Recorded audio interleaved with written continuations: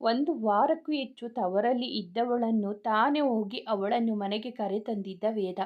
ಅಪ್ಪನ ಮನೆಯಲ್ಲಿ ಇದ್ದರೂ 2 ದಿನಕ್ಕೊಮ್ಮೆ ಹೋಗಿ ಬಂದು ಮಾಡುತ್ತಿದ್ದ. ತನ್ನವಳನ್ನು ಅವನಿಗೆ ಬಿಟ್ಟಿರಲು ಆಗದು. ಅಂದು ಮಧ್ಯಾಹ್ನ ಊಟಕ್ಕೆ ಬಂದವರೆಲ್ಲ ಖುಷಿ ಬಂದದ್ದು ನೋಡಿ ಆರೋಗ್ಯ ವಿಚಾರಿಸುತ್ತಾ ಮಾತಿಗೆ ಕುಳಿತರು. ತುಂಬ ದಿನದ ಮೇಲೆ ಎಲ್ಲರೂ ಒಂದೇ ಟೈಮ್ಗೆ ಸೇರಿದ್ದು ಮಾತಿಗೆ ಮುನ್ನುಡಿಯಾಗಿತ್ತು. ಸ್ವಲ್ಪ ಹೊತ್ತಿಗೆ ಹಾಲ್ ತುಂಬ ಆ ಮನೆಯ ಮಕ್ಕಳ ಸೊಸೆಯಂದಿರ ಮಾತು, ನಗು, ತಮಾಷೆ ಎಲ್ಲವೂ ಸೇರಿಬಿಟ್ಟಿತ್ತು. ಸದ್ಯಕ್ಕೆ ಕಾರ್ತಿ ಶ್ರೇಯ ಮದುವೆ ಒಂದು ಆದರೆ ಈ 2 ಕೋತಿಗಳ ಮದುವೆ ಅಷ್ಟೇ ಉಳಿಯೋದು, ನುಡಿದ ಶ್ರವಣ್. ಹೌದು, ಅಂತೂ ನಮ್ಮನೆಯಲ್ಲಿ ಎಲ್ಲರೂ ಲವ್ ಮ್ಯಾರೇಜ್ ಆಗ್ತಿದ್ದೀವಿ, ಅದೇ ಖುಷಿ, ನುಡಿದ ಶಶಾಂಕ್. ಅಪ್ಪ ತಂದೆ, ನಿನ್ನದು ಮತ್ತೆ ವಸುದು ಇನ್ನೂ ಮನೆಯಲ್ಲಿ ಒಪ್ಪಿಗೆ ಸಿಕ್ಕಿಲ್ಲ. ಅಲ್ಲದೆ ಯಾರ ಮದುವೆ ಹೇಗೆ ಆಗುತ್ತೆ ಅದು ಗೊತ್ತಿಲ್ಲ. ಈಗಲೇ ಮದುವೆಯಾಗಿದೆ ಅನ್ನೋ ಥರ ಹಾಡ್ಬೇಡ, ಸ್ವಲ್ಪ ಮುಚ್ಕೋ. ಹಲೋ ಬ್ರೋ, ನಮ್ಮ ಮದುವೆ ಇಷ್ಟಪಟ್ಟವರ ಜೊತೆಗೆ ಆಗೋದು, ವೇದ ಅಣ್ಣ ಹೇಳಿದ್ದಾನೆ ಗೊತ್ತಾ ಅಲ್ವಾ ಬ್ರೋ? ವೇದನ ಕಡೆ ನೋಡುತ್ತಾ ಕೇಳಿದ. ನಾನು ಯಾವಾಗ ಹೇಳಿದೆ ನಿನ್ನ ಮದುವೆ ಮಾಡಿಸ್ತೀನಿ ಅಂತ? ನಮ್ಮ ಲವ್ ಸಕ್ಸಸ್ ಮಾಡ್ತೀನಿ ಅಂತ ಹೇಳಿದ್ದೀರಾ ಅಲ್ವಾ? ಹೋಗಲ್ಲೋ, ಅದೆಲ್ಲ ನನಗೆ ಗೊತ್ತಿಲ್ಲ, ನೀವು ಏನಾದರೂ ಮಾಡ್ಕೊಳ್ಳಿ. ನೀನು ಏನು ಹೇಳ್ತೀಯ ಬಂಗಾರಿ? ಯಾಕೆ ಮಾಡಲ್ಲ? ನಾನಂತೂ ಸಪೋರ್ಟ್ ಮಾಡ್ತೀನಿ ಬಿಡು ಶಶಾಂಕ್. ಸೂಪರ್ ಅತ್ತಿಗೆ, ಹೈಫೈ ಮಾಡಿಕೊಂಡರು ಇಬ್ಬರು. ಮುಖ ಊದಿಸಿಕೊಂಡು ನೋಡಿದ ವೇದ. ನಮ್ಮನೆಯಲ್ಲಿ ಎಲ್ಲರದು ಲವ್ ಮ್ಯಾರೇಜ್, ನಂದೇ ಅರೇಂಜ್ ಮ್ಯಾರೇಜ್. ನಾನು ಯಾರನ್ನಾದರೂ ಲವ್ ಮಾಡಿ ಮದುವೆ ಆಗಿದ್ರೆ ಚೆನ್ನಾಗಿರೋದು, ಬೇಕೆಂದೇ ತಮಾಷೆಯಾಗಿ ನುಡಿದ ರಕ್ಷಿತ್. ಲವ್ ಮಾಡಿದ್ರಿ ಅಲ್ವಾ? ಅವರು ಮದುವೆ ಮುಂಚೆ ಓಡಿ ಹೋದ್ರು ಪಾಪ. ಹೌದು, ಎಲ್ಲ ವಿಧಿ. ನಿನ್ನ ಕಟ್ಕೊಳ್ಳೋದು ಇತ್ತು ನೋಡು ಹಣೆಯಲ್ಲಿ. ಏನೋ ತಪ್ಪು ಮಾಡಿರುವ ರೀತಿ ಮುಖ ಮಾಡಿಕೊಂಡು ನುಡಿದಾಗ ಮುಖ ಹಿಳೆ ಬಿಟ್ಟಳು ಬಿಂದು. ನನ್ನ ಮದುವೆಯಾಗಿ ಅಂತ ಯಾರು ಹೇಳಿದರು? ಆಗದೇ ಇದ್ದಿದ್ರೆ ನಾನು ಯಾರನ್ನಾದರೂ ಇಷ್ಟಪಟ್ಟೆ ಆಗ್ತಿದ್ದೆ. ಅಂತೂ ಮನೆಯವರ ಮಾತಿಗೆ ನೀವು ನನ್ನ ಮದುವೆ ಆಗಿದ್ದು ಅಂತ ಈಗಲಾದರೂ ಒಪ್ಪಿದ್ರಿ ಅಲ್ವಾ? ಪ್ರೀತಿ ಅನ್ನೋದು ಏನಿಲ್ಲ ಅಲ್ವಾ? ಈಗಲೂ ಟೈಮ್ ಇದೆ, ಹೋಗಿ ಯಾರನ್ನಾದರೂ ಪ್ರೀತಿ ಮಾಡಿ ಮದುವೆಯಾಗಿ. ಕೊನೆ ಮಾತು ಹೇಳುವಾಗ ಕಣ್ಣು ತುಂಬಿಕೊಂಡವಳ ನೋಡಿ ಎಲ್ಲರ ನಗು ಮಾಯವಾಗಿತ್ತು. ಅಲ್ಲಿಂದ ಎದ್ದು ನಡೆಯಲು ಹೋದಳು. ಅತ್ತಿಗೆ ಅಂತ ಅವಳ ಹಿಂದೆ ಹೋಗಿ ಕೈ ಹಿಡಿದರು ಶಶಾಂಕ್, ವಸಂತ್ ಇಬ್ಬರು. ಅವನೇನೋ ಹೇಳ್ತಾನೆ ಅಂತ ನೀವು ಬೇಜಾರು ಮಾಡ್ಕೊಂಬೇಡಿ. ಇಲ್ಲ, ಅವರಿಗೆ ಇಷ್ಟ ಇಲ್ಲ ಅನ್ನೋದು ಹೇಳಿದ್ದಾರೆ, ಅದಕ್ಕೆ ಯಾಕೆ ಬೇಜಾರು? ಬಿಂದು ಅಳು ತಡೆಯುತ್ತಾ ನುಡಿದಾಗ ಅಣ್ಣನನ್ನು ಗುರಾಯಿಸಿದ್ದರು ವೇದ, ರಿಷಿ, ಶ್ರವಣ್. ಅತ್ತಿಗೆ ಪ್ಲೀಸ್ ನೀವು ಅಳಬೇಡಿ. ಅವಳನ್ನು 5 ಜನ ಮೈದುನರೆಲ್ಲ ಸುತ್ತುವರೆದು ಸಮಾಧಾನ ಮಾಡಿ ವಾಪಸ್ ಕರೆತಂದು ಸೋಫಾಲಿ ಕೂರಿಸಿದ್ದರು. ಅತ್ತಿಗೆ, ಅವನಿಗೆ ಇಷ್ಟ ಇಲ್ಲ ಅಂದರೆ ಅವನು ನಿಮಗೂ ಬೇಡ, ಒಳ್ಳೆ ಲಾಯರ್ ನೋಡ್ತೀವಿ, ಡೈವರ್ಸ್ ಕೊಡಿ, ಎಲ್ಲಾದರೂ ಹೋಗಲಿ, ಆದರೆ ನೀವು ಪ್ಲೀಸ್ ಅಳಬೇಡಿ. ರಿಷಿ ನುಡಿದಾಗ ಪೆಚ್ಚಾಗಿದ್ದ ರಕ್ಷಿತ್. ಲೋ, ನಾನೇ ಲಾಯರ್, ನನಗೆ ಡೈವರ್ಸ್ ಕೊಡಿಸೋ ಮಾತಾಡ್ತೀರಾ? ಅವನ ಮಾತು ನೀವು ಮನಸ್ಸಿಗೆ ಹಚ್ಕೋಬೇಡಿ ಅತ್ತಿಗೆ. ನಿಮ್ಮ ಸ್ಥಾನದಲ್ಲಿ ಯಾರೇ ಇದ್ದಿದ್ರು ನಮ್ಮನೆ ಇವತ್ತು ಹೀಗೆ ಇರ್ತಾ ಇರಲಿಲ್ಲ. ನಮ್ಮ ಮೇಲೆ ಇರೋ ಪ್ರೀತಿ ಅದಕ್ಕೆ ಬೆಲೆ ಕಟ್ಟೋಕೆ ಆಗಲ್ಲ. ನೀವು ನೊಂದುಕೊಂಡರೆ ನಮಗೆ ನೋಡೋಕೆ ಆಗಲ್ಲ, ಪ್ಲೀಸ್ ಅಳಬೇಡಿ. ಅವಳ ತುಂಬಿದ ಕಣ್ಣು ಒರೆಸಿ ನುಡಿದ ವೇದ. ಎಲ್ಲರ ಮಾತುಗಳಿಗೆ ಮನ ತುಂಬಿ ಬಂದಿತ್ತು ಅವಳಿಗೆ. ಹೌದು ಅತ್ತಿಗೆ, ಅವನೊಬ್ಬ ಮುಟ್ಟಾಳ, ಅವನ ಮಾತಿಗೆ ನೀವು ಬೇಸರ ಮಾಡ್ಕೊಂಬೇಡಿ. ಇಲ್ಲಿಯವರೆಗೂ ಈ ಮನೆಯಲ್ಲಿ ನೀವು ನಮಗೆ ಅತ್ತಿಗೆ ಅಷ್ಟೇ ಅಲ್ಲ, ತಾಯಿಯಂತೆ ನೋಡ್ಕೊಂಡು ಇದ್ದೀರಾ. ನಿಮಗೆ ಸ್ವಲ್ಪ ನೋವಾದರೂ ನಾವು ಯಾರೂ ಸಹಿಸಲ್ಲ. ನೀವು ಈ ಮನೆಯಲ್ಲಿ ಕುಸುಮ ಅಮ್ಮನ ಥರ, ಅವರಂತೆ ಯಾವಾಗಲೂ ನಗ್ತಾ ಇರಬೇಕು. ಶ್ರವಣ್ ಹೇಳಿದಾಗ ಅವರೆಲ್ಲರ ಮಾತಿಗೆ ಅವಳು ಮಾತು ಎಲ್ಲವೂ ನಿಂತು ಹೋಗಿತ್ತು. ಅಳೋದಿಲ್ಲ, ತಲೆ ಆಡಿಸಿದಳು. ಬೇಕಿದ್ದರೆ ಅವನಿಗೆ ಡೈವರ್ಸ್ ಕೊಡಿ, ಅದು ಯಾರನ್ನ ಲವ್ ಮಾಡಿ ಮದುವೆ ಆಗಲಿ. ಬೇಕಿದ್ರೆ ನೀವು ಆರಾಮಾಗಿ ಇರಬಹುದು, ಅವನ ಕಾಟ ಇಲ್ಲದೆ. ಶಶಾಂಕ್ ನುಡಿಯಲು, ಲೋ ಏನ್ರೋ ನೀವು, ನಾನು ತಮಾಷೆ ಮಾಡಿದರೆ ಹೀಗೆ ಒಂದೇ ಸಲಕ್ಕೆ ಡೈವರ್ಸ್ ಕೊಡಿಸೋಕೆ ನೋಡ್ತೀರಾ? ಅರೆ ಬಿಂದು, ನಾನು ತಮಾಷೆ ಮಾಡಿದ್ದಕ್ಕೆ ನೀನು ಹೀಗೆ ಹೇಳೋದಾ? ಅಕ್ಕಪಕ್ಕ ಕುಳಿತಿದ್ದ ತಮ್ಮಂದಿರನ್ನು ಸರಿಸಿ ತಾನು ಬಂದು ಕುಳಿತು ಕೇಳಿದ ರಕ್ಷಿತ್. ಅತ್ತಿಗೆ ಪೂಸಿ ಹೊಡಿತಿದ್ದಾನೆ, ಮಾತಾಡಿಸ್ಬಿಡಿ, ಕಿವಿಯಲ್ಲಿ ನುಡಿದ ರಿಷಿ. ಸುಮ್ಮನೆ ಇರೋ. ನೀನು ಬಿಂದು ಅರೇಂಜ್ ಮ್ಯಾರೇಜ್ ಆದರೂ ನಿನ್ನ ಮೇಲೆ ತೋರೋ ಪ್ರೀತಿ ಯಾವತ್ತಾದರೂ ಕಡಿಮೆ ಮಾಡಿದ್ದೀನ ನಾನು? ಹೇಳು. ಪ್ರೀತಿ ಮಾಡಿ ಮದುವೆ ಆದವರು ಖುಷಿಯಾಗೇ ಇರ್ತಾರೆ, ನಂತರ ಮನೆಯಲ್ಲಿ ನೋಡಿ ಮದುವೆ ಮಾಡಿದವರು ಖುಷಿಯಾಗೇ ಇರ್ತಾರೆ ಅಲ್ವಾ? ಅದಕ್ಕೆ ಪ್ರೀತಿ ನಂಬಿಕೆ ಇರಬೇಕಷ್ಟೆ. ತಮಾಷೆ ಮಾಡಿದರೆ ಅಳ್ತೀಯ ಹುಚ್ಚಮ್ಮ. ಅವಳನ್ನು ಎದೆಗೆ ಹಪ್ಪಿಕೊಂಡು ನುಡಿದಾಗ ಅಷ್ಟು ಇಷ್ಟು ಇದ್ದ ಕಣ್ಣೀರು ಸುರಿಸಿ ಸುಮ್ಮನಾದಳು ಬಿಂದು. ಅವಳ ಕೆನ್ನೆಗೆ ಒಂದು ಮುತ್ತಿಟ್ಟ ರಕ್ಷಿತ್. ಎಲ್ಲರ ಎದುರಿಗೆ ಏನ್ರಿ ನೀವು, ನಾಚುತ್ತಾ ದೂಡಿದಳು ಅವನನ್ನು. ಮತ್ತೆ ತಬ್ಬಿಕೊಂಡವ. ನನ್ನ ತಮ್ಮಂದಿರಿಗೆ ಇಂಥದ್ದೆಲ್ಲ ಗೊತ್ತಿದೆ ಬಿಡು, ಅವರೇನು ಅಂದ್ಕೊಳ್ಳೋದಿಲ್ಲ ಎಂದ ಅಣ್ಣನ ಮಾತಿಗೆ ತನ್ನ ಎದುರು ಕುಳಿತಿದ್ದವಳ ಕಡೆ ನೋಡುತ್ತಾ ಕಣ್ಣು ಹೊಡೆದಿದ್ದ ವೇದ. ರಿಷಿ ಹಿಂತಿರುಗಿ ನೋಡಿದ ಪೂರ್ಣಿ ಕಡೆ. ಶ್ರವಣ್ ಪಕ್ಕ ಸೋಫಾ ಮೇಲೆ ಕುಳಿತಿದ್ದ ಹೆಂಡತಿ ಕೈಗೆ ಮುತ್ತಿಟ್ಟಾಗ ಅವನನ್ನು ಗುರಾಯಿಸಿದ್ದಳು ರಿಯಾ. ಅತ್ತಿಗೆ, ಮತ್ಯಾವತ್ತೂ ಯಾರ ಮಾತಿಗೂ ನೀವು ಕಣ್ಣೀರು ಹಾಕ್ಬಿಡಿ.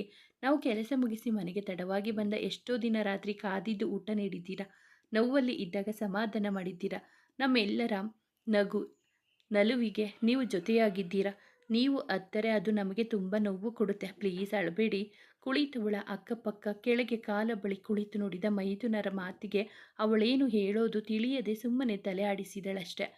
ಇವರನ್ನೆಲ್ಲ ದೂರದಲ್ಲಿ ನಿಂತು ನೋಡುತ್ತಿದ್ದ ಹೆತ್ತವರಿಗೆ ಮಕ್ಕಳ ಒಳ್ಳೆ ಗುಣ ಮತ್ತೊಮ್ಮೆ ಕಾಣುವಂತೆ ಆಗಿತ್ತು. ಮನ ತುಂಬಿ ಬಂದಿತ್ತು. ಗಂಡಂದಿರ ಪ್ರೀತಿ ತುಂಬಿದ ಮನೆಗೆ ಬಂದಿರ ಸೊಸೆಯರ ಮನದಲ್ಲಿ ಭೇದ ಭಾವಕ್ಕೆ ಜಾಗವೇ ಇಲ್ಲದಂತೆ ಮಾಡಿದಂತು ಸತ್ಯ. ನಮ್ಮ ಅತ್ತಿಗೆಯರೆಲ್ಲ ತುಂಬ ಒಳ್ಳೆಯರಪ್ಪ, ನುಡಿದ ಶಶಾಂಕ್. ಯಾಕೋ, ನಾವೆಲ್ಲ ಏನು ಕೆಟ್ಟ ನನ್ನ ಮಕ್ಕಳ? ಸಿಡುಕಿ ಕೇಳಿದ ರಿಷಿ. ಅವನು ಅದನ್ನು ಬಾಯಿ ಬಿಟ್ಟು ಹೇಳಿಲ್ಲ ಅಷ್ಟೇ ರಿಷಿ, ನಕ್ಕು ಹೇಳಿದ ಕಾರ್ತಿ. ಅವನಿಗೆ ಜೊತೆಯಾದರೂ ಪೂರ್ಣಿ, ಖುಷಿ, ರಿಯಾ, ಬಿಂದು ಎಲ್ಲ. ಅವನಿಗೊಂದು ಏಟು ಬಿಟ್ಟ ರಿಷಿ. ಮಗನೇ, ನೀನು ಲವ್ ಮ್ಯಾಟರ್ ಕ್ಲೋಸ್ ಮಾಡಿಸ್ತೀನಿ, ನೀನು ಹೀಗೆ ಆಡ್ತಿರು. ಹೋಗಲೇ, ನಿನ್ನ ಲವ್ ಸಕ್ಸಸ್ ಮಾಡಿದ್ದೆ ವೇದಣ್ಣ. ನೀನು ನನ್ನ ತಂಟಿಗೆ ಬಾ, ಪಕ್ಕ ಅತ್ತಿಗೆಗೆ ಹೇಳಿ ಡೈವರ್ಸ್ ಕೊಡಿಸ್ತೀನಿ. ಪಾಪ ಪೂರ್ಣಿ ಅತ್ತಿಗೆ ಬೇರೆ ಯಾರನ್ನಾದರೂ ಮದುವೆಯಾಗಿ ಖುಷಿಯಾಗಿರುತ್ತಾರೆ ಅಲ್ವಾ ಅತ್ತಿಗೆ? ಹೌದು ಶಶು, ತೆಗೆದು ಬಿಟ್ಟರೆ ಹಲ್ಲು ಉದುರಿ ಹೋಗಬೇಕು. ಬಿಡು ನೋಡೋಣ. ಕುಳಿತಲ್ಲೇ ಕಿತ್ತಾಡಲು ನಿಂತರು ಇಬ್ಬರು. ಅವರನ್ನು ಸುಮ್ಮನಾಗಿಸಲು ಅವರ ಅಮ್ಮಂದಿರೇ ಬರಬೇಕಾಯಿತು. ಮದುವೆ ಆಗಿದ್ದರು, ಮದುವೆ ವಯಸ್ಸಿಗೆ ಬಂದಿದ್ರು, ನಿಮ್ಮ ತರಲೆ ಬುದ್ಧಿ ಹೋಗಿಲ್ಲ. ಎದ್ದು ಹೋಗಿ ಕೆಲಸ ನೋಡ್ಕೊಳ್ಳಿ ಅಂದಾಗ ಒಬ್ಬೊಬ್ಬರೇ ಎದ್ದು ಜಾಗ ಖಾಲಿ ಮಾಡಿದ್ದರು. ಬಾರಮ್ಮ, ರೂಮ್ಗೆ ಹೋಗಿ ರೆಸ್ಟ್ ಮಾಡೋಣ. ನನಗೆ ಇವತ್ತು ಅಂಥ ಕೆಲಸ ಏನಿಲ್ಲ, ಆರಾಮಾಗಿ ಇರಬಹುದು, ನುಡಿದ ವೇದ. ಎತ್ಕೊಳ್ಳಿ, ನನಗೆ ಮೇಲೆ ನಡೆಯೋಕೆ ಆಗಲ್ಲ. ಅಯ್ಯೋ ಬಂಗಾರಿ, ನೀನು ಕೇಳೋದೆಚ್ಚ, ನಾನು ಎತ್ಕೊಳ್ಳೋದೆಚ್ಚ, ಹೇಳುತ್ತಾ ಅವಳನ್ನ ಎರಡು ಕೈಯಲ್ಲಿ ಎತ್ತಿಕೊಂಡವ ಮೇಲೆ ನಡೆಯುತ್ತಿದ್ದ. ಅವರನ್ನು ನೋಡಿದ ಶಶಾಂಕ್ ಪೂಜಾಳನ್ನು ನೆನಪಿಸಿಕೊಂಡ. ವಸಂತ್, ನೀನು ಆಫೀಸ್ ಕಡೆ ಹೋಗು, ನಾನು ಆಮೇಲೆ ಬರ್ತೀನಿ ಅಂದ ಶಶಾಂಕ್ ಬೈಕಿ ಹಿಡಿದು ಖುಷಿಯಿಂದ ತನ್ನ ಹುಡುಗಿ ಕಾಣಲು ನಡೆದಿದ್ದ. ಬ್ಲೂಟೂತ್ ಕಿವಿಗೆ ಸಿಕ್ಕಿಸಿಕೊಂಡು ತಾನು ಹುಡುಗಿ ಜೊತೆ ಮಾತನಾಡುತ್ತಾ ಬೈಕ್ ಏರಿ ನಡೆದ ವಸಂತ್.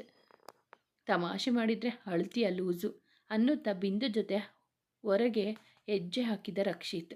ಮಗಳ ಜೊತೆ ಆಟ ಆಡುತ್ತಿದ್ದ ಶ್ರವಣ್ ಸದ್ದಿಲ್ಲದೆ ರೂಮ್ ಸೇರಿದ. ಅವನ ಜೊತೆ ಮಡದಿಯನ್ನು ಎಳೆದುಕೊಂಡೋಗಿದ್ದ. ಏನೇ ಬಜಾರಿ, ನನಗೆ ಡೈವರ್ಸ್ ಕೊಡ್ತೀಯಾ? ಕೊಡದೆ ಇನ್ನೇನು ಮಾಡಲಿ? ರೂಮ್ಗೆ ಬಾ, ತೋರಿಸ್ತೀನಿ ಬೇರೆ ಏನು ಮಾಡಬೇಕು ಅಂತ, ನಗುತ್ತಾ ಹೇಳಿದ ರಿಷಿ. ಪೂರ್ಣಿ ಕೈಯಲ್ಲಿ ಒದೆ ತಿಂದು ರೂಮ್ ಕಡೆ ಓಡಿದ. ಅಲ್ಲಿಂದ ಆಗಲೇ ಎದ್ದು ಹೊರ ಬಂದಿದ್ದರು ಕಾರ್ತಿ, ಶ್ರೇಯಾ. ಹೊರಗಿದ್ದ ಕಂಬಕ್ಕೆ ಹೊರಗೆ ನಿಂತ ಹುಡುಗಿ ಎದುರು ನಿಂತವನ ಕೆನ್ನೆಗೆ ಮುತ್ತಿಡುತ್ತಿದ್ದರೆ ಸುಮ್ಮನೆ ಇರೇ, ಯಾರಾದರೂ ನೋಡ್ತಾರೆ ಅಂತ ಹೇಳುತ್ತಿದ್ದ ಕಾರ್ತಿ. ದಿನಗಳು ಹೀಗೆ ನೋವು ನಲುವಿನ ಮಿಶ್ರಣವಾಗಿ ನಡೆಯುತ್ತಿದ್ದೆ. ಜೊತೆಗೆ ಎಲ್ಲರಿಗೂ ಇನ್ನೊಂದು ಸಂತಸದ ಸುದ್ದಿ ಬಂದಿದೆ. ನಿಷ್ಠಾವಂತ ಅಧಿಕಾರಿ ಅನ್ನುವ ಅವಾರ್ಡ್ ವೇದನ ಪಾಲಿಗೆ ದೊರೆಯುತ್ತಿದೆ ಅನ್ನುವುದು ತಿಳಿದು ಮನೆ ಮಂದಿಯೆಲ್ಲ ಖುಷಿಪಟ್ಟರು. ಅದನ್ನು ಪಡೆಯಲು ಒಂದು ದಿನ ಒಂದು ಕ್ಷಣ ಅಂತ ದೊಡ್ಡ ವೇದಿಕೆಯೊಂದು ಸಿದ್ಧವಾಗಬೇಕಿತ್ತು. ಲೋಕದ ಮುಂದೆ ಗರ್ವದಲ್ಲಿ ಅದನ್ನು ಪಡೆದುಕೊಳ್ಳುವುದು ಅಷ್ಟೇ ಇದ್ದದ್ದು. ವೇದನಿಗಂತೂ ತನ್ನ ಕೆಲಸದ ಮೇಲೆ ಮತ್ತಷ್ಟು ಪ್ರೀತಿ ಗೌರವ ಜೊತೆಗೆ ಪ್ರಾಮಾಣಿಕತೆ ಹೆಚ್ಚಾಗಿತ್ತು. ಅವಳಿಗೂ ಅಷ್ಟೇ. ತನ್ನವನ ನಿಷ್ಠೆಗೆ ಸಲ್ಲುತ್ತಿರುವ ಗೌರವವನ್ನು ಕಣ್ಣು ತುಂಬಿಸಿಕೊಳ್ಳಲು ಕಾಯುತ್ತಿದ್ದಳು ಖುಷಿ. ಪ್ರತಿ ಮುಂಜಾನೆ ಅವಳಿಗೆ ಹೊಸತು ಅನುಭವ. ಸಿಹಿ ನಿದ್ದೆಯಿಂದ ಎದ್ದವಳ ಜೊತೆ ತಾನು ಜೊತೆಯಾಗಿ ಸ್ವಲ್ಪ ವ್ಯಾಯಾಮ ಮಾಡಿಸುತ್ತಿದ್ದ ವೇದ. ಕೂರಲು ನಡೆಯಲು ತ್ರಾಸು, ದೊಡ್ಡ ಹೊಟ್ಟೆ, ಕೆಳಗೆ ಬಗ್ಗಲು ಸಹ ಆಗದು ಅವಳಿಗೆ. ನನ್ನಿಂದ ಆಗಲ್ಲ ವೇದ, ಹಾಗೆಲ್ಲ ಹೇಳಬಾರ್ದಮ್ಮ. ಗರ್ಭಿಣಿ ಇರೋರು ಯಾವಾಗಲೂ ಆ್ಯಕ್ಟಿವ್ ಇರಬೇಕು, ಆಗಲೇ ಮಗು ಚೆನ್ನಾಗಿ ಇರುತ್ತೆ. ಹೇ ಹೋಗಪ್ಪ, ಮಾರ್ನಿಂಗ್ ಎದ್ದೇಳೋದೇ ಕಷ್ಟ, ನೀವು ಬೇರೆ. ಮತ್ತೆ ಹೋಗಿ ಹಾಸಿಗೆಯಲ್ಲಿ ಮೈ ಚೆಲ್ಲುತ್ತಿದ್ದಳು. ನಕ್ಕು ಅವಳನ್ನು ಹಿಂಬಾಲಿಸಿ ಅವಳ ಜೊತೆಗೆ ಒಂದಿಷ್ಟು ಸಮಯ ಕಳೆದು ತಾನು ರೆಡಿಯಾಗಲು ಹೋಗುತ್ತಿದ್ದ ವೇದ. ಎಲ್ಲ ತಮ್ಮ ತಮ್ಮ ಕೆಲಸಕ್ಕೆ ಹೋದ ಮೇಲೆ ಮನೆಯಲ್ಲಿ ಹೆಣ್ಣು ಮಕ್ಕಳದ್ದೇ ಸಾಮ್ರಾಜ್ಯ ಆಗುತ್ತೆ. ಈಗಂತೂ ಖುಷಿಗೆ ಚಿಕ್ಕ ಕೆಲಸವನ್ನು ಕೂಡ ಮಾಡಲು ಯಾರೊಬ್ಬರು ಬಿಡೋದಿಲ್ಲ. ಅವಳನ್ನು ನೋಡಿಕೊಳ್ಳೋಕೆ ಅತ್ತೆಯರು ಯಾರಾದರೂ ಒಬ್ಬರಾದರೂ ಜೊತೆಗೆ ಇರುತ್ತಿದ್ದರು.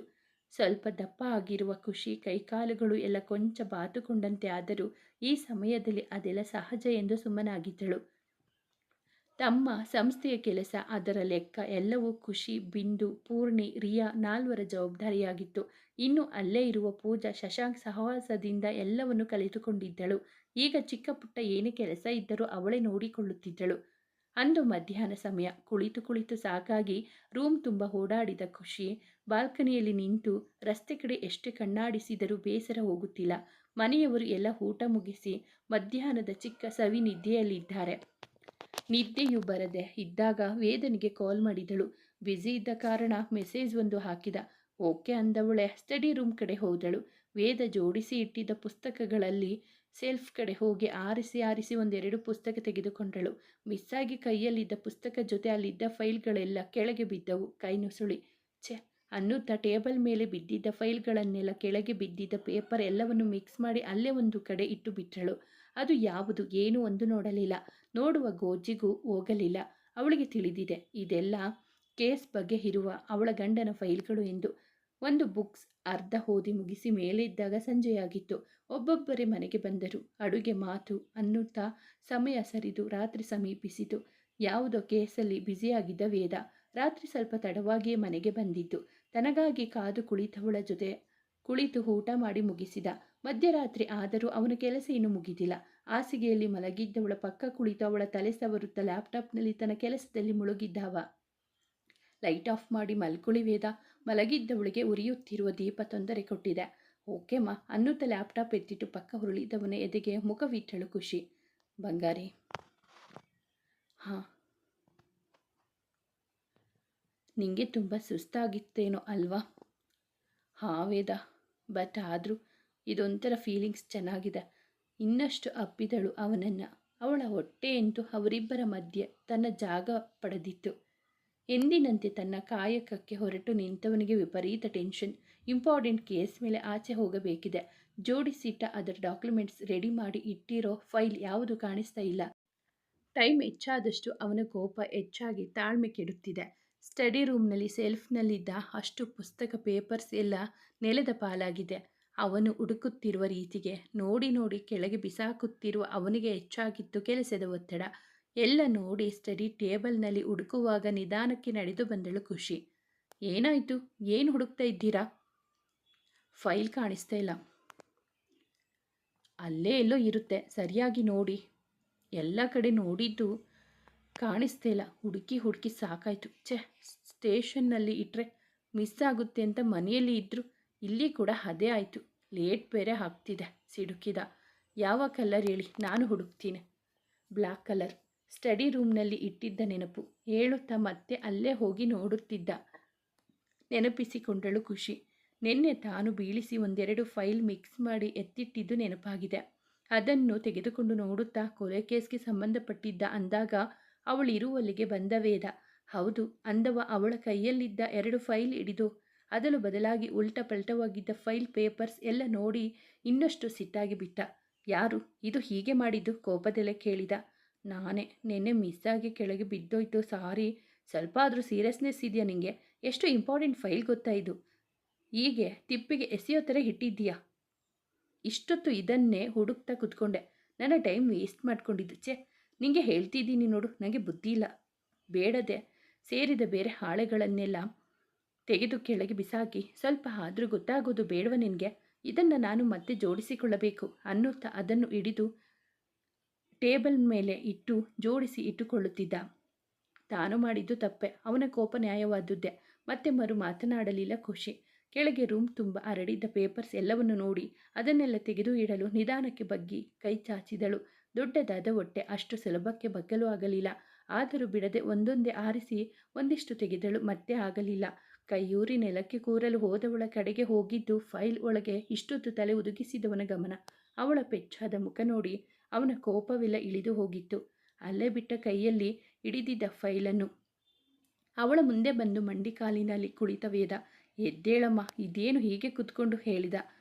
ಅವಳೇನು ಹೇಳದೆ ಬಾಗಿ ಒಂದೊಂದೇ ಹಾಳೆಯನ್ನು ಆರಿಸಲು, ಅರೆ ಬಂಗಾರಿ ಎದ್ದೇಳು ಅಂದವ ಅವಳ ಮುಂದೆ ಕೈ ಚಾಚಿದ. ಎದ್ದು ನಿಂತು ನೆಲಕ್ಕೆ ಕೈಯೂರಿ ಎದ್ದೇಳಲು ಹೋದಳು.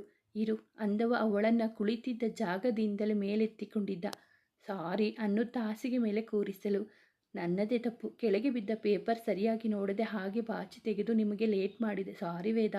ಇಲ್ಲಮ್ಮ, ಲೇಟಾಯಿತು ಮಿಸ್ ಆಯಿತು ಅಂತ ಏನು ಕೇಳದೆ ನಿಂಗೆ ಬೈದು ಬಿಟ್ಟೆ. ಸಾರಿ ಬಂಗಾರಿ. ಅವಳ ಮುಖ ಬೊಗಸೆಯಲ್ಲಿ ಹಿಡಿದು ನುಡಿದನು. ಪರವಾಗಿಲ್ಲ ವೇದ, ನೀವು ಏನು ಅಂದ್ಕೊಬೇಡಿ. ಬಂಗಾರಿ ಸಾರಿ ಕಣೋ. ಬಂಗಾರಿ ಸಿಟ್ಟಿ ಮಾಡಿಕೊಂಡು ರೇಗಿಬಿಟ್ಟೆ. ಅವಳ ಕೆನ್ನೆಗೆ ಮುತ್ತಿಟ್ಟ. ಅವಳ ಒಂದೊಂದು ಕ್ಷಣದ ಸುಸ್ತು ಆಯಾಸ ಕಣ್ಣಾರೆ ಕಂಡವನಿಗೆ ಅವಳ ಮೇಲೆ ರೇಗಿದ್ದು ಅತಿಯಾಗಿ ಬೇಸರ ಮೂಡಿಸಿತು. ಇಷ್ಟೊಂದು ಪ್ರೀತಿ ತೋರುವ ಗಂಡ ಒಮ್ಮೆ ಅಪರೂಪಕ್ಕೆ ಕೋಪ ಮಾಡಿಕೊಂಡರೆ ಅದಕ್ಕೆ ಯಾಕೆ ಬೇಸರ ಮಾಡ್ಕೊಬೇಕು ಹೇಳಿ? ಎದೆಗೆ ತಲೆ ಇಟ್ಟು ನುಡಿದವಳ ಮಾತಿಗೆ ಮತ್ತೊಮ್ಮೆ ಮುದ್ದು ಉಕ್ಕಿ ಬಂದಿತ್ತು. ಹೊಟ್ಟೆ ಸವರಿ ಅವಳ ಜೊತೆ ಕುಳಿತು ಸಮಾಧಾನ ಆಗುವಷ್ಟು ಸಾರಿ ಕೇಳಿ ಕೆನ್ನೆಗೆ ಆಗಾಗ ಮುತ್ತಿಕ್ಕಿ ತಾನು ಮರಳಿ ಪಡೆದ. ಅವನ ಪ್ರೀತಿಯೇ ಹಾಗೆ, ಬೆಂಕಿಯಂತೆ ಕೋಪ ತೋರಿದರೂ ಮಂಜಿನ ಅಷ್ಟೇ ನೀರಿನಷ್ಟು ಶಾಂತವಾದದ್ದು, ಪವಿತ್ರವಾದದ್ದು. ಅವನ ಪ್ರೀತಿ ಅರಿತವಳಿಗೆ ಅವನ ಕೋಪ ಏನೂ ಅನಿಸಲ್ಲ. ಅದರಲ್ಲೂ ತಪ್ಪು ಮಾಡಿದಾಗ ಅದನ್ನು ಸಮರ್ಥನೆ ಮಾಡಿಕೊಳ್ಳುವ ಗುಣವಂತೂ ಖುಷಿಯಲ್ಲಿ ಇಲ್ಲ. ಒಂದಿಷ್ಟು ನಿಮಿಷ ಅವಳನ್ನು ತನ್ನ ಮಡಿಲಲ್ಲಿ ಕೂರಿಸಿಕೊಂಡು ಹೊಟ್ಟೆಯಲ್ಲಿರುವ ಮಕ್ಕಳ ಜೊತೆ ಮಾತಾಡಿ ನಂತರವೇ ಅವನು ಕೆಲಸಕ್ಕೆ ಹೋಗಿದ್ದು. ಈಗಂತೂ ಪ್ರತಿದಿನ ವಿಶೇಷವೇ ಅನಿಸುತ್ತೆ. ಅವನ ಕಾಳಜಿ ಪ್ರೀತಿ ನಡುವೆ ಮನೆಯವರ ಕಾಳಜಿ ಅವಳಿಗೆ ಅತಿ ಅನಿಸಿದರೂ ಹೊಟ್ಟೆಯಲ್ಲಿರುವ ಕಂದಮ್ಮಗಳಿಗೆ ಅದು ಕಡಿಮೆಯೇ. ಎಲ್ಲರೂ ಕಾಯುತ್ತಿರುವ ಸಮಯ ಬಂದೇ ಬಿಟ್ಟಿತು. ಅವನ ಪ್ರಾಮಾಣಿಕತೆ ಮೆಚ್ಚಿ ಸರ್ಕಾರವೇ ಪ್ರಶಸ್ತಿ ಕೊಟ್ಟು ಗೌರವ ನೀಡುವ ಆ ಅಮೃತಗಳಿಗೆ ದಿನ ಸಮಯ ನಿಗದಿಯಾಗಿದೆ. ದೊಡ್ಡದಾದ ಮೆಮೋರಿಯಲ್ ಹಾಲ್ ಅಲ್ಲೇ ನಡೆಯುತ್ತಿದೆ ಈ ಸಂಭ್ರಮ. ಅದು ವರ್ಷ ಪೊಲೀಸ್ ಇಲಾಖೆಯವರಿಗಾಗಿ ಅವರಿಗೋಸ್ಕರವೇ ನಡೆಯುವ ಸಮಾರಂಭ. ಇಲಾಖೆಯಲ್ಲಿ ಕೆಲಸ ಮಾಡುವ ಪ್ರತಿಯೊಬ್ಬರಿಗೂ ಅಲ್ಲಿ ಆಹ್ವಾನ ಇದ್ದೇ ಇರುತ್ತದೆ. ಪೊಲೀಸ್ ಇಲಾಖೆಯ ಪ್ರತಿಯೊಬ್ಬ ಆಫೀಸರ್ಸ್ಗಳಿಗೂ ದಿ ಬೆಸ್ಟ್ ಅನ್ನುವಂಥ ಒಂದಿಷ್ಟು ಜನರನ್ನು ಆರಿಸಿ ಅವರಿಗೆ ಗೌರವಪೂರ್ಣ ಸನ್ಮಾನ ಮಾಡುತ್ತಾರೆ. ಇದು ವರ್ಷ ನಡೆಯುತ್ತೆ. ಅಂತಹ ಒಂದು ಪ್ರಶಸ್ತಿ ಗೌರವಕ್ಕೆ ಆಯ್ಕೆಯಾಗಿದೆ ನಮ್ಮ ವೇದನ ಹೆಸರು. ಬೆಳಿಗ್ಗೆ ಅಲ್ಲಿ ಹೋಗಿ ಒಂದಿಷ್ಟು ಕೆಲಸ ಮುಗಿಸಿ ಮನೆಗೆ ಬಂದವ ತನ್ನ ಇಷ್ಟದ ಗತ್ತಿನ ಪ್ರೀತಿಯ ಪೊಲೀಸ್ ಯೂನಿಫಾರ್ಮ್ ತೊಟ್ಟು ಬೆಲ್ಟ್ ಏರಿಸಿಕೊಂಡು ರೆಡಿಯಾಗುತ್ತಾ ಕನ್ನಡಿ ಮುಂದೆ ನಿಂತಿದ್ದ. ಸಾಕು ಸಾಕು, ಅದೆಷ್ಟು ಕನ್ನಡಿಲಿ ನೋಡಿಕೊಳ್ತೀರಾ? ಈ ಕಡೆ ಬನ್ನಿ, ನಾನು ರೆಡಿ ಆಗಬೇಕು. ಗಂಡನ ಬೆನ್ನ ಹಿಂದೆ ನಿಂತು ನುಡಿದಳು ಖುಷಿ. ಅರೆ ಬಂಗಾರಿ, ನಿನ್ನ ಗಂಡ ಸ್ಟೇಜ್ ಮೇಲೆ ಹೋಗಿ ಪ್ರಶಸ್ತಿ ತೆಗೆದುಕೊಳ್ಳುವಾಗ ಚಂದವಾಗಿ ಕಾಣಿಸೋದು ಬೇಡ್ವಾ ಹೇಳು? ಅವಳೆಡೆ ತಿರುಗಿ ಕೇಳಿದ. ಯಾರು ಹೇಳಿದ್ದು ರೆಡಿ ಆದರೆ ಮಾತ್ರ ನನ್ನ ಗಂಡ ಚಂದ ಕಾಣಿಸ್ತಾರೆ ಅಂತ? ಅವರಂತೂ ಯಾವಾಗಲೂ ಹೀರೋ. ಯಾವ ಹೀರೋಗೂ ಕಡಿಮೆ ಇಲ್ಲ ಗೊತ್ತಾ? ಅಪ್ಪಟ ಅಪರಂಜಿ ನನ್ನವರು.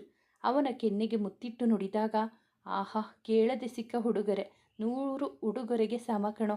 ಇನ್ನೊಂದು ಅಂದಿದ್ದ. ಒಂದು ಅಷ್ಟೇ, ಮತ್ತೆ ಕೇಳೋ ಆಗಿಲ್ಲ. ಇದು ಮೋಸ ಕಣಮ್ಮ. ನಾನಾದರೆ ಲೆಕ್ಕ ಮಾಡದೆ ಎಷ್ಟೊಂದು ಕೊಡ್ತೀನಿ. ನೀನು ನೋಡು, ಒಂದೇ ಕೊಡೋದಾ? ನನ್ನ ಈ ಕಡೆ ಕೆನ್ನೆ ಗಲ್ಲ ತುಟಿಗಳು ಏನು ತಪ್ಪು ಮಾಡಿದ್ದು? ಹುಸಿ ಮುನಿಸು ತೋರಿ ಕೇಳಿದ. ಅಬ್ಬಾ, ಹೌದಲ್ಲ. ನನ್ನ ಮುದ್ದು ವೇದನ ಮುಖದಲ್ಲಿ ಇರೋ ಯಾವ ಪಾರ್ಟ್ಸ್ ಕೂಡ ಕಡಿಮೆ ಇಲ್ಲ, ಎಲ್ಲ ಮುದ್ದಿಸುವಂತೆಯೇ ಇದೆ. ನುಡಿಯುತ್ತಾ ಅವನು ಕೇಳಿದ್ದನ್ನೆಲ್ಲ ಕೊಟ್ಟಾಗ ಹುಡುಗ ಸಂತೃಪ್ತಿಯಾಗಿದ್ದ. ಅವಳಿಗೂ ಮರಳಿ ನೀಡಿ ಮುದ್ದಿಸಿದ್ದನು. ಈ ಕಡೆ ಬನ್ನಿ DCP ಸರ್, ನಾನಿನ್ನು ತಲೆ ಬಾಚಿಕೊಂಡು ರೆಡಿಯಾಗಬೇಕಿದೆ. ಬಂಗಾರಿ ಬಾ, ಇಲ್ಲಿ ಕೂತ್ಕೋ. ಅವಳನ್ನು ಕೂರಿಸಿದ್ದ. ಮುದ್ದಾಗಿ ರೆಡಿಯಾದವಳೆ ಒಂದಿಷ್ಟು ಮೇಕಪ್ ಮಾಡಿಕೊಳ್ಳಲು. ನೀನು ಸಹಜ ಸುಂದ್ರಿ ಕಣೋ, ಇದೆಲ್ಲ ಅವಶ್ಯಕತೆ ಇಲ್ಲ. ಈ ಸುಣ್ಣ ಬಣ್ಣ ಎಲ್ಲ ಯಾಕೆ ಅನ್ನುತ್ತಾ ಅಲ್ಲೇ ಇದ್ದ ಸಿಂಧೂರದ ಡಬ್ಬಿ ಪಡೆದು ಅವಳ ಹಣೆಗೆ ಇಟ್ಟು ಜೊತೆಗೆ ಮುತ್ತೊಂದನ್ನು ಇಟ್ಟಾಗ ಅವಳಿಗೆ ಖುಷಿಯಾಗಿ ಕಣ್ಣು ತುಂಬಿತ್ತು. Now look my life is perfect ನುಡಿದಿದ್ದ ಅವಳ ಕೆನ್ನೆ ಹಿಂಡುತ್ತಾ. ನಿಮ್ಮ ಜೊತೆ ಇರೋ ಸಮಯ ಹಾಗೆ ನಿಂತು ಹೋಗಬಾರದ ಅನಿಸುತ್ತೆ ವೇದ. ಕೊನೆಯವರೆಗೂ ನನ್ನ ಎಲ್ಲ ಕ್ಷಣಗಳು ನೀವು ನನ್ನ ಜೊತೆ ಹೀಗೇ ಇದ್ದು ಬಿಡಿ. ಖಂಡಿತ ಇರ್ತೀನಿ. ಈ ವೇದ ನೀನು ಇಲ್ಲದೆ ಇರೋದಿಲ್ಲಮ್ಮ. ತಬ್ಬಿಕೊಂಡವ ಬೆಚ್ಚಗಿನ ಸ್ಪರ್ಶ ಅವಳಿಗೆ ಸಾವಿರ ಭದ್ರತೆಗೆ ಸಮಾಧಾನ ಭಾವ ಕೊಟ್ಟಿತ್ತು. ವೇದ ಕೂಗುತ್ತಾ ಬಾಗಿಲು ಬಡಿದ ಸಂಜು. ಏನಪ್ಪ, ಬಾರೋ ಲೇಟಾಯಿತು. ಆಮೇಲೆ ಬಂದು ನನ್ನ ತಂಗಿ ಜೊತೆ ರೊಮ್ಯಾನ್ಸ್ ಕಂಟಿನ್ಯೂ ಮಾಡುವಂತೆ ನಕ್ಕು ನುಡಿದವ. ಅಣ್ಣ ನೀವು ಬೇರೆ. ಇರೋದೇ ಹೇಳಿದ್ದು ಅಲ್ವಾ? ಖುಷಿ ರೆಡಿನ ನಿನ್ನ ಗಂಡನ ಪ್ರಾಮಾಣಿಕತೆಗೆ ಸಿಗುತ್ತಿರುವ ಗೌರವ ನೋಡೋಕೆ? ಹ್ಞೂ ಅಣ್ಣ. ಸರಿ ಬಂಗಾರಿ, ನೀನು ಮನೆಯವರ ಜೊತೆ ಬಾರಮ್ಮ. ಹುಷಾರು, ನಾನು ಹೋಗಿರ್ತೀನಿ ಆಯಿತಾ? ಅವಳಿಗೆ ಹೇಳಿ ಮನೆಯವರಿಗೆ ತನ್ನವಳ ಜವಾಬ್ದಾರಿ ನೀಡಿ ಅವನು ಹೋಗಿದ್ದ. 4-5 ಕಾರುಗಳು ಒಂದರ ಹಿಂದೆ ಒಂದು ಹೊರಟು ನಿಂತವು. ಪ್ರತಿಯೊಬ್ಬರಲ್ಲೂ ಮನೆ ಮಗನ ಪಾಲಿಗೆ ಸಲ್ಲಿದ ಗೌರವ ನೋಡಲು ಕಾತುರ ಹೆಚ್ಚಿತ್ತು. ಅದರಲ್ಲೂ ಅವನ ಮುದ್ದು ಮಡದಿಗೆ ಅಂತೂ ಹೇಳಲಾಗದಷ್ಟು ಖುಷಿ. ಹಾಲ್ ಮುಂದೆ ಇಳಿದು ಒಳಗೆ ನಡೆದರೂ ಪ್ರತಿಯೊಬ್ಬರ ಫ್ಯಾಮಿಲಿಗೂ ಆಹ್ವಾನ ಹೋಗಿದ್ದು ಬಂದವರಿಗೆ ಅಷ್ಟೇ ಗೌರವಪೂರ್ವಿತ ಸ್ವಾಗತವೂ ಸಿಕ್ಕಿತ್ತು. ತನ್ನ ತವರಿಗೂ ವಿಷಯ ತಿಳಿಸಿ ಬರ ಹೇಳಿದ ಖುಷಿ ತಮ್ಮನಿಗೆ ಅಡ್ರೆಸ್ ಕಳಿಸಿದ್ದಳು. ಅವರು ಕೂಡ ಇವರೆಲ್ಲರ ಜೊತೆ ಭಾಗಿಯಾಗಿದ್ದರು. ನಗರದ ಜಿಲ್ಲಾಧಿಕಾರಿ, ಪೊಲೀಸ್ ಆಫೀಸರ್, ಆಯುಕ್ತರು, ಪೊಲೀಸ್ ವರಿಷ್ಠಾಧಿಕಾರಿಗಳು ಎಲ್ಲರೂ ಬಂದಿದ್ದರು. ಸ್ಟೇಜ್ ಮೇಲೆ ಸಾಲಾಗಿ ಕುಳಿತಿದ್ದ ಇಲಾಖೆಯ ಮುಖ್ಯಸ್ಥರ ಜೊತೆ ಪಕ್ಕದಲ್ಲಿದ್ದ DCP ಜೊತೆ ಏನೋ ಮಾತುಕತೆ ನಡೆಸುತ್ತಾ ಕುಳಿತಿದ್ದ ವೇದಾಂತ್. ಆಗಾಗ ನಗುತ್ತಾ ತನ್ನ ಕೂದಲಲ್ಲಿ ಮೀಸೆ ಮೇಲೆ ಆಗಾಗ ಕೈ ಆಡಿಸುತ್ತಾ ಕುಳಿತಿದ್ದನು. ಅಕ್ಕ, ಭಾವ ಚಂದ ಕಾಣಿಸ್ತಾ ಇದ್ದಾರೆ ಅಲ್ವಾ? ಕುಶಾಲ್ ಕೇಳಿದಾಗ ಹುಬ್ಬಿ ಹೋದಳು ಖುಷಿ. ಹೌದು, ಎಷ್ಟೇ ಆಗಲಿ ನನ್ನವರಲ್ವಾ. ನಾನು ಹುಡುಗಿ ಆಗಿದ್ರೆ ಪಕ್ಕ ಭಾವಗೆ ಲೈನ್ ಹೊಡಿತಿದ್ದೆ. ಅವನನ್ನು ದುರುಗುಟ್ಟಿ ನೋಡಿದ ಖುಷಿ. ಅದಕ್ಕೆ ನೀನು ಹುಡುಗ ಆಗಿರೋದು. ನನ್ನ ಗಂಡ ನನ್ನ ಬಿಟ್ಟು ಬೇರೆ ಹುಡುಗಿಯರನ್ನು ನೋಡೋದಿಲ್ಲ. ನುಡಿದು ಮೂತಿ ತಿರುಗಿಸಿ ಕುಳಿತಾಗ ನಕ್ಕ ಕುಶಾಲ್. ಎಲ್ಲರ ಮಾತು ಭಾಷಣದ ನಡುವೆ ಮಹನೀಯರ ಸಮ್ಮುಖದಲ್ಲಿ ವೇದನ ಹೆಗಲಿಗೆ ಶಾಲ್ ಹೊದಿಸಿ ಕೈಗೆ ನಿಷ್ಠಾವಂತ ಅಧಿಕಾರಿ ಅನ್ನುವ ಪ್ರಶಸ್ತಿ ಪುರಸ್ಕಾರ ನೀಡಿದಾಗ ಎಲ್ಲ ಎದ್ದು ನಿಂತು ಚಪ್ಪಾಳೆ ತಟ್ಟಿದರು. ಖುಷಿಯಂತೂ ಇದೇ ಕೆಲಸಕ್ಕೆ ಅವನ ಜೊತೆ ಜಗಳ ಆಡಿದ್ದು ಅನ್ನೋದು ಮರೆತು ಎದ್ದು ನಿಂತು ಜೋರಾಗಿ ಚಪ್ಪಾಳೆ ತಟ್ಟುತ್ತಾ ನಿಂತವಳ ಕಣ್ಣುಗಳು ತುಂಬಿ ಬಂದಿದ್ದವು. ಹೇಳಲಾಗದಷ್ಟು ಸಂತೋಷ ಅವಳಿಗೆ. ಅಹಲ್ಯ ಜೊತೆ ಕುಸುಮ ಜಾನಕಿ ಅವರು ಮಗನ ಸಾಧನೆಗೆ ಹೆಮ್ಮೆ ಪಟ್ಟಿದ್ದರು. ಪ್ರಶಸ್ತಿ ಪಡೆದು ನಗುತ್ತ ನಿಂತವನ ಕಡೆ ಇಡೀ ಸಭಾಂಗಣ ನೋಡಿ ಚಿಕ್ಕದಾದ ಅಸೂಯೆ ಪಟ್ಟಿದ್ದರು ಅಂದರೂ ತಪ್ಪಿಲ್ಲ. ಅವನನ್ನು ಮಾತನಾಡಲು ಕರೆದಾಗ ಅದೇ ಗತ್ತಿನಲ್ಲಿ ತನ್ನದೇ ಸ್ಟೈಲ್ನಲ್ಲಿ ಹೋಗಿ ನಿಂತ ಮೈಕ್ ಮುಂದೆ ಮೊದಲಿಗೆ ಎಲ್ಲರಿಗೂ ನಮಸ್ಕಾರ ತಿಳಿಸಿ ಮಾತು ಶುರು ಮಾಡಿದ್ದ DCP ವೇದಾಂತ್ ವಸಿಷ್ಠ. ಇಂದು ನನಗೆ ಸಿಕ್ಕಿರೋ ಈ ಗೌರವ ಏನಿದೆ, ಇದರ ಪೂರ್ತಿ ಕ್ರೆಡಿಟ್ ಹೋಗಬೇಕಿರೋದು ನನ್ನ ಮನೆಯವರಿಗೆ. ಈ ಪ್ರಶಸ್ತಿ ಗೌರವ ಪಡೆಯುವ ಅರ್ಹತೆ ನನ್ನೊಳಗೆ ಹುಟ್ಟಿ ಹಾಕಿದ್ದೆ ನನ್ನ ಅಮ್ಮಂದಿರು. ತುಂಬ ಕುಟುಂಬದಲ್ಲಿ ಬೆಳೆದ ನನಗೆ ಅಷ್ಟೇ ಅಲ್ಲ, ನಮ್ಮ ಮನೆಯ ಪ್ರತಿಯೊಬ್ಬ ಮಕ್ಕಳಿಗೂ ಪ್ರಾಮಾಣಿಕತೆ, ನಿಷ್ಠೆ, ಸತ್ಯದ ಹಾದಿ ಹಾಸಿ ನಡೆಸಿದ್ದು ನನ್ನ ಮನೆಯ ಹಿರಿಯರು. ಅವರು ತೋರಿಸಿದ್ದ ಮಾರ್ಗದಲ್ಲಿ ನಾವು ನಡೀತಾ ಇರೋದು. ಮುಂದೆಯೂ ಹೀಗೆ ಇರ್ತೀವಿ ಕೂಡ. ನನ್ನ ಕೆಲಸ ಮೊದಲು ನನ್ನ ಹೆತ್ತ ತಾಯಿಗೆ ಇಷ್ಟ ಇರಲಿಲ್ಲ. ತುಂಬ ತೊಂದರೆ. ಯಾವಾಗ ನೋಡಿದ್ರೂ ಹೊರಗೆ ಇರೋದು. ಎಲ್ಲಿ ಏನು ಹಾಕ್ತೀವೋ ತಿಳಿಯದ ಕೆಲಸ ಬಿಡು ಅಂದಾಗ ನನ್ನ ಪರವಾಗಿ ನಿಂತಿದ್ದು ನನ್ನ ದೊಡ್ಡಮ್ಮ. ಅವರ ಸಪೋರ್ಟ್ ಇಲ್ಲ ಅಂದಿದ್ರೆ ಬಹುಶಃ ಇಲ್ಲಿಯವರೆಗೂ ನಾನು ಬರ್ತಾನೆ ಇರಲಿಲ್ಲ ಅನಿಸುತ್ತೆ. ನನ್ನ ಪ್ರತಿಯೊಂದು ಹೆಜ್ಜೆಯಲ್ಲೂ ಜೊತೆ ನಿಂತ ನನ್ನ ಮನೆಯವರಿಗೆ, ನನ್ನ ಸ್ನೇಹಿತರಿಗೆ, ಎಲ್ಲದಕ್ಕೂ ಹೆಚ್ಚಾಗಿ ನನ್ನ ಅರ್ಧಾಂಗಿಗೆ ನಾನು ಥ್ಯಾಂಕ್ಸ್ ಹೇಳಲೇಬೇಕು. ಸರಿಯಾಗಿ ಮನೆಗೆ ಹೋಗದೆ ಕೆಲಸ ಅಂತ ಎರಡೆರಡು ದಿನ ಆಚೆ ಇದ್ದಾಗ ನನ್ನ ಕೆಲಸನ ಅರ್ಥ ಮಾಡಿಕೊಂಡು ಹೊಂದಿಕೊಂಡು ಹೋಗೋದು ಅಷ್ಟು ಸುಲಭ ಅಲ್ಲ. ಅದರಲ್ಲೂ ನನ್ನವಳ ಜೀವಕ್ಕೆ ಅಪಾಯ ತಂದಿದ್ದು ಇದೇ ಕೆಲಸವೇ. ಇದರಿಂದ ದೂರ ಇದ್ದು ಬಿಡೋಣ ಅಂತ ಗಟ್ಟಿ ಮನಸ್ಸು ಮಾಡಿ ನಾನು ನಿರ್ಧಾರ ತೆಗೆದುಕೊಂಡಾಗ, ಬೇಡ ನೀವು ಇದೇ ಕೆಲಸದಲ್ಲಿ ಇರಬೇಕು, ನಿಮ್ಮಿಂದ ಇನ್ನೂ ಒಳ್ಳೊಳ್ಳೆ ಕೆಲಸ ಆಗಬೇಕು, ಎಲ್ಲರಿಗೂ ನ್ಯಾಯ ಸಿಗಬೇಕು ಅಂತ ಹೇಳಿ ನನಗೆ ಪ್ರೋತ್ಸಾಹ ಕೊಟ್ಟಿದ್ದು ನನ್ನ ಹೆಂಡತಿ ಖುಷಿ. ಇವತ್ತು ಈ ವೇದಾಂತ್ ಯಶಸ್ಸಿಗೆ ಪ್ರತಿಯೊಬ್ಬರ ಸಹಕಾರ ತುಂಬಾ ಇದೆ. ನನ್ನ ಜೊತೆ ಕೆಲಸ ಮಾಡುವ ಪ್ರತಿಯೊಬ್ಬ ಆಫೀಸರ್ ಕೂಡ ನನ್ನಂತೆ ಇರಬೇಕು ಅನ್ನುವ ನಾನು ಎಲ್ಲರಲ್ಲೂ ಶಿಸ್ತು, ನಿಷ್ಠೆ ನೋಡುತ್ತಿದ್ದೆ. ನನ್ನ ಕೋಪ, ಒತ್ತಡವನ್ನು ಎಷ್ಟೋ ಬಾರಿ ಸಹಿಸಿಕೊಂಡವರಿಗೆ ಎಲ್ಲರಿಗೂ ಇವತ್ತು ಕ್ಷಮೆ ಕೇಳಿ ನನ್ನ ಜೊತೆ ಇದೇ ರೀತಿ ಇರುವಂತೆ ಕೇಳಿಕೊಳ್ಳುತ್ತಿದ್ದೇನೆ. ಇನ್ನು ಇಷ್ಟೇ ಪ್ರಾಮಾಣಿಕತೆಯಿಂದ ನನ್ನ ಈ ಮೆಚ್ಚಿನ ಕೆಲಸವನ್ನು ಮುಂದುವರಿಸಿಕೊಂಡು ಹೋಗ್ತೀನಿ. ನಿಮ್ಮೆಲ್ಲರ ಪ್ರೀತಿ ಪ್ರೋತ್ಸಾಹ ಹೀಗೆ ಇರಲಿ ಅಂತ ಮತ್ತೊಮ್ಮೆ ಕೇಳಿಕೊಳ್ಳುತ್ತೇನೆ. ಥ್ಯಾಂಕ್ಸ್ ಯು ಆಲ್ ಅನ್ನುತ್ತಾ ಕೈ ಬೀಸಿದ್ದ. ಖುಷಿಯಾಗಿ ಬಿಟ್ಟಿದ್ದರು ಎಲ್ಲ. ಅವನ ಪ್ರತಿಯೊಂದು ಮಾತಿಗೂ ಕಣ್ಣು ತುಂಬಿ ನಿಂತವಳ ಕಡೆ ನೋಡಿ ಚಿಕ್ಕದಾಗಿ ಕಣ್ಣು ಮಿಟುಕಿಸಿದ್ದ. ಎಷ್ಟೇ ದೊಡ್ಡ ಮಟ್ಟಕ್ಕೆ ಹೋದರೂ ಮನೆಯವರನ್ನು, ಹೆಂಡತಿಯನ್ನು ಬಿಟ್ಟು ಕೊಡದ ಅವನ ಪ್ರೀತಿ, ಈ ಸ್ವಭಾವ ಗುಣವೇ ಎಲ್ಲರಿಗೂ ಅತಿ ಪ್ರಿಯವಾದದ್ದು.